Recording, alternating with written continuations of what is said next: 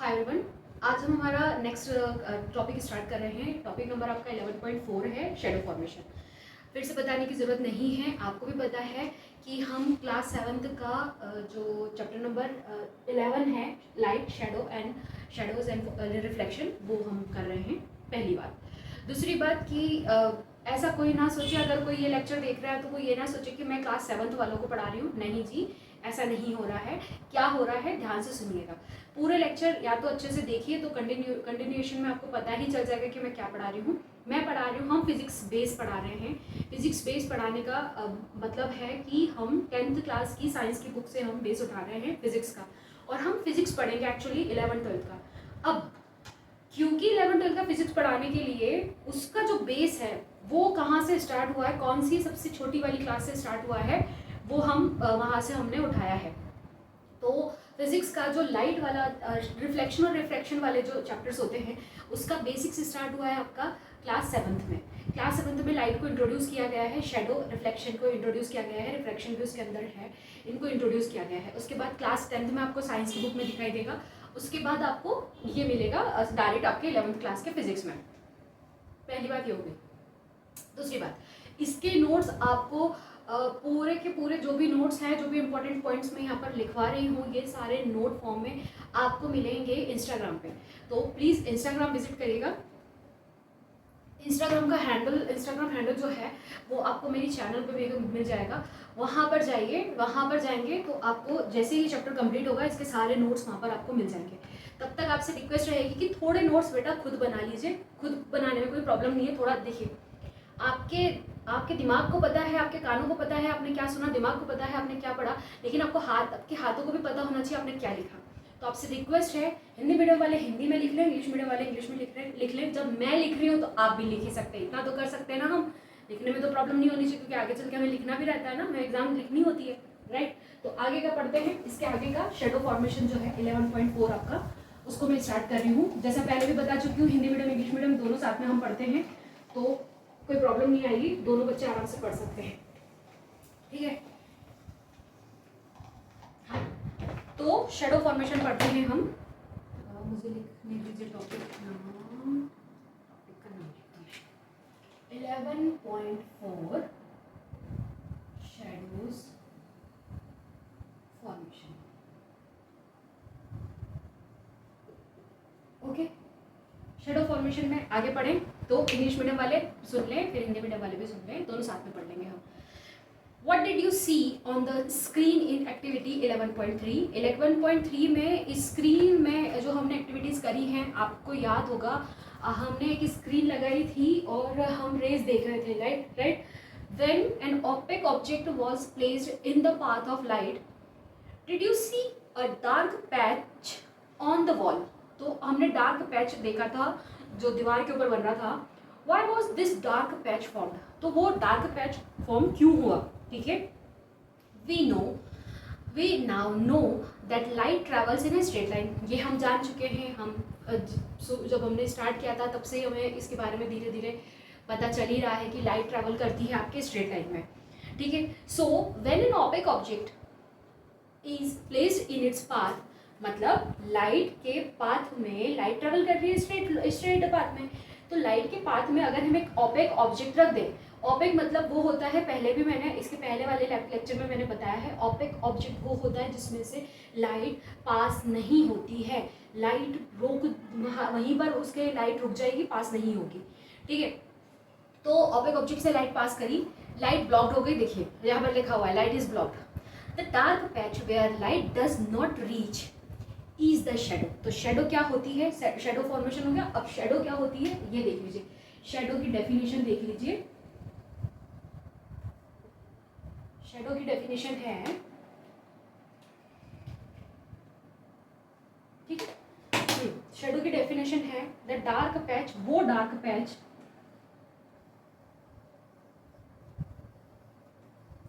जहां पर light reach नहीं करती है, where light does not reach, ठीक है। अब लाइट क्योंकि रीच नहीं कर रही है वो कहलाती है शैडो, इज द शैडो, ये होती है शेडो। हुआ यहाँ पर क्लियर? आगे पढ़ते हैं। ये वाला हम पैरा पूरा कंप्लीट करके, ये वाला टॉपिक हम कंप्लीट करके हिंदी मीडियम वालों का टॉपिक, हिंदी मीडियम वालों का टॉपिक स्टार्ट करेंगे और उसके बाद फिर हम नेक्स्ट लेक्चर में नेक्स्ट वाला हम आगे का एक्टिविटी कंप्लीट करेंगे। ठीक है। We have noticed shadows of ourselves and other objects around us. हमने ये नोटिस किया है कि शेडो हमारी खुद की भी होती है। जैसे मेरी शेडो आपको, हाँ ये दिख रही होगी यहाँ पे हल्की से, देखिए यहाँ दिख रहा है, देखिए ये मेरी शेडो है, इसको शेडो की शेडो हो गई हमारी। ठीक है, परछाई जिसे कहते हैं शेडो हो गई। तो we notice shadow of ourselves, हमारी खुद की हम परछाई को नोटिस करते हैं। अदर ऑब्जेक्ट्स की भी जो हमारे आसपास में है उनकी भी परछाई को हम नोटिस करते हैं। जैसे ये देखिए डस्टर की परछाई, ये डस्टर की परछाई आपको दिख रही होगी। ठीक है, ये ऑब्जेक्ट है, इसकी परछाई पे हम नोटिस करते हैं। When we are in the sun और अंडर अ लाइट। कब नोटिस करते हैं? जब हम या तो सन के नीचे हैं, सन मतलब सन ऊपर है, नहीं सन ऊपर ही होता है, सॉरी फनी चीज़ है मैंने जो बोली। सन है, सन है मतलब सूर्य उदय हो चुका है और डे वाला जो टाइम है, सन अगर है आसमान में तो हम हमारी शेडो हमें दिखाई देती है। या फिर हम अंडर लाइट होते हैं, जैसे लाइट हमने जला रखी है तो हम दिखाई देते हैं, अंधेरे में तो शेडो दिखाई नहीं देती ना। ठीक है, फिगर 11.7 में आपको शो कर रखा है, आप इमेज देखिएगा please. Also you might have had fun making different shapes with shadow sometimes. ऐसा होता है ना, जब हम लाइट में होते हैं तो हम ऐसे पक्षी वाली शेडो बना लेते हैं, राइट, और मोर बना लेते हैं हाथ से, है ना। ये सब चीज़ें देखी होगी आपने, हम ये सब करते हैं। तो ये हम कब करते हैं? ये डिफरेंट डिफरेंट टाइप के शेप्स बनाते हैं हम। ठीक है, जब हम मतलब मजाक के लिए हम बनाते हैं और ये शेडो, यही शेडो होती है। आगे बढ़े। Do translucent and transparent object create shadow not? सबसे बड़ा क्वेश्चन है। ट्रांसपेरेंट तो देखो नहीं करता है, क्योंकि ट्रांसपेरेंट है तो वो पास हो जाएगी, लाइट आपकी पास हो जाएगी। ट्रांसलूसेंट थोड़ी सी शेडो बनाता है, क्यों? क्योंकि उसमें से लाइट जो है वो फुल्ली पास नहीं होती है। आगे बढ़े, ये बुक क्या कहती है इसके बारे में देखते हैं। Did you notice that in activity 11.3 opaque object from darker shadows? Opaque object जो होते हैं वो डार्कर शेडो बनाते हैं। वाइल, मैं वाइल बोल रही हूँ, यहाँ नहीं लिखा है वाइल, तो डार्कर शेडो बनाते हैं। Translucent objects make lighter shadow. अभी मैंने जस्ट कहा है कि ट्रांसलूसेंट में जो शेडो बनती है वो लाइट शेडो बनेगी, डार्क नहीं बनेगी, राइट। वही यहाँ पर कहा गया है। Even some transparent object can create faint shadow. तो कुछ ट्रांसपेरेंट ऑब्जेक्ट भी फेंट शेडो, मतलब बहुत हल्की सी शेडो जो है वो फॉर्म करते हैं। जैसे ग्लास को आप देख लीजिए, तो ग्लास को आप देखेंगे, ग्लास अगर रखा होगा ना तो हल्की ग्लास की इमेज, हल्के ग्लास का जो है वो शेडो बन रहा होगा, एक परछाई बन रही होगी। ठीक है, let us learn more about shadows. तो अब शेडोज के नीचे यहाँ पर एक्टिविटीज दी हुई है। ठीक है, एक्टिविटी यहाँ पर कैसी है, यहाँ पर आप ध्यान से देखिए। यहाँ पर रिकॉर्ड ऑब्जर्वेशन, ये मैं समझा दूंगी क्योंकि ये जो एक्टिविटी है ये आपको बताई गई है। परफॉर्म करने का इसमें परफॉर्म करने जैसा ऐसा कुछ नहीं है, और अगर परफॉर्म करने का है तो मैं आपसे रिक्वेस्ट करूँगी आप बेटा खुद ही परफॉर्म करिएगा ये वाली, तो क्योंकि सन में परफॉर्म करने की है और सन में अभी मैं ऊपर शूट नहीं कर सकती, वीडियो शूट नहीं कर सकती अभी ऊपर, ठीक है, छत पे। तो बेहतर है कि आप वैसे करिए, बाकी मैं पढ़ाऊँगी तो आपको समझ में आ ही जाएगा कैसे करना है परफॉर्म। ठीक है, अब हिंदी वालों का देख लेते हैं अपन। 11.4 छाया बनाना।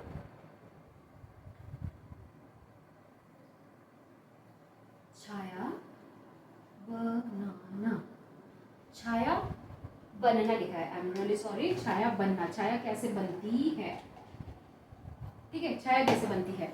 तो छाया कैसे बनती है? क्रियाकलाप 11.3 मतलब एक्टिविटी 11.3 में प्रकाश के मार्ग में किसी अपारदर्शी वस्तु को रखने पर पर्दे पर आपको क्या दिखाई देता है? अपारदर्शी मतलब ओपेक। हिंदी मीडियम वाले बच्चे, आपसे रिक्वेस्ट है मेरी, ये गलत फहमी में मत रहना कि हम हिंदी में पढ़ रहे हैं तो हमें इंग्लिश के शब्दों को जानने की कोई ज़रूरत नहीं है। प्लीज़ ऐसी गलती मत करिएगा। पहले मैं भी लिखवा चुकी हूँ। ट्रांसपेरेंट पारदर्शी होता है, ट्रांसलूसेंट आपका पारभाषी होता है, अपारदर्शी जो होता है वो होता है आपका opaque. Please note it down, ये गलती मत करिएगा, बाद में बड़ी प्रॉब्लम आती है।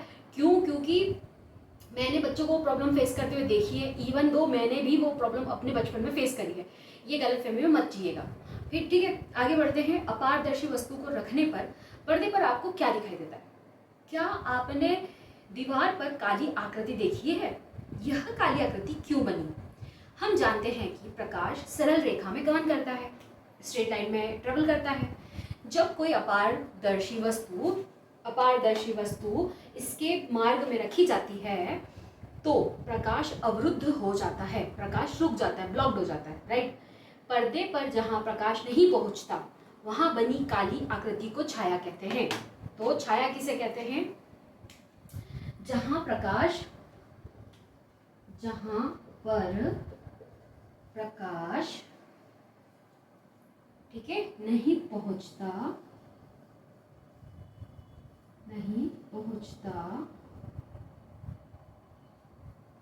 है, वहां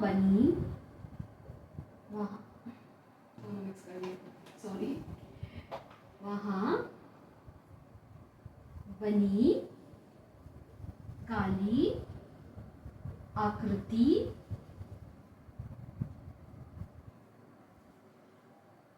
को छाया कहते हैं।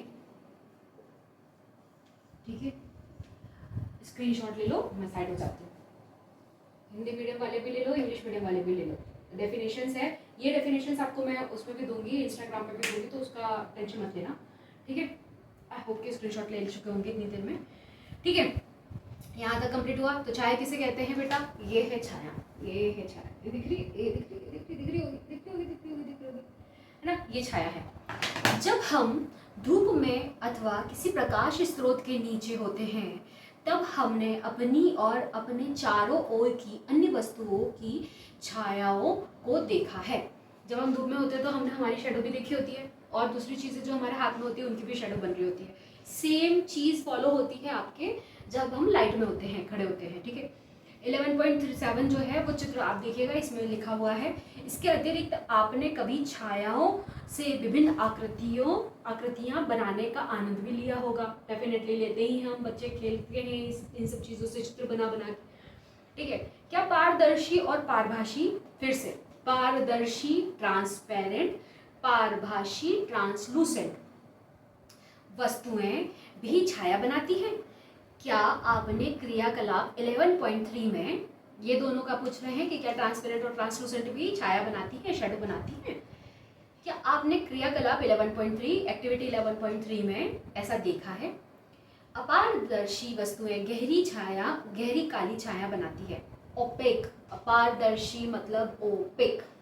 ठीक है, ओपेक ऑब्जेक्ट्स होते हैं, अपारदर्शी वस्तुएं जो होती हैं वो गहरी छाया बनाती हैं, जबकि पारभासी मतलब ट्रांसलूसेंट, पारभासी वस्तुएं हल्की छाया बनाती हैं। ठीक है, कुछ पारदर्शी वस्तुएं भी धुंधली छाया बना सकती हैं, मतलब जो बिल्कुल ट्रांसपेरेंट होती हैं वो वाली वस्तुएं भी, वाले ऑब्जेक्ट्स भी छाया बनाते हैं। पर कैसी बनाते हैं? बिल्कुल धुंधली, फेंट छाया बनेगी, बिल्कुल धुंधली रहेगी। ठीक है, इसके बाद आइए छायाओं के विषय में और अधिक सीखें। तो यहाँ से आपकी एक्टिविटी स्टार्ट होती है। फिर से कह रही हूँ, बुक को सामने रख कर पढ़ना, गलती मत करना, क्योंकि गलती करी तो पछताओगे खुद ही। आज से बुक पढ़ना सीख लोगे तो सारी टेंशन ही खत्म हो जाएगी। ओके, नहीं समझ में आता है तो व्हाट्सअप कर सकते हो, आई मीन सॉरी, इंस्टाग्राम में मैसेज कर सकते हो ना, यहाँ पे भी कमेंट कर सकते हो। ठीक है, चलिए अब इसके नेक्स्ट वाले लेक्चर में हम मिलेंगे। Okay, bye, take care.